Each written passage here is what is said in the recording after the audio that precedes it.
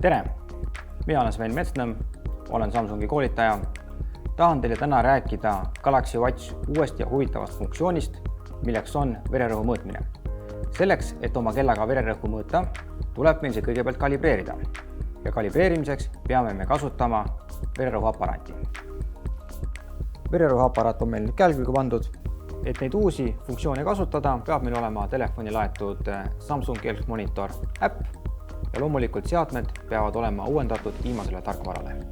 Peame veenduma, et kell on meil korralikult käe peal, selleks siis tuleb ta panna vastu kätt. Hea on siis, kui kaks näppu jääb siia vahele. Kui see on tehtud, vajutan siit järgmine ja alustan vererõhuaparaadil ka samal ajal mõõtmist.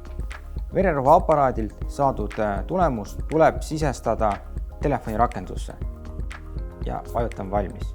Kinnitan, et saadud tulemus on sama, mis vererõhuaparaadil.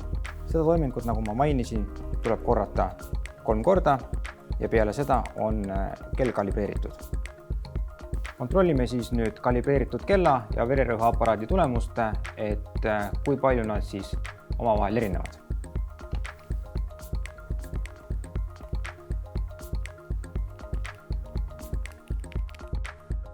Nagu näha, siis nii kella kui ka vererõhuaparaadiga saadud tulemusel erinevust tegelikult ei ole. Aitäh! Liikuge väljas, tehke sporti ja Samsungi lisafunktsioonide ja võimaluste kohta leiate infot Samsungi kodulehelt samsung.ee. Püsige terved!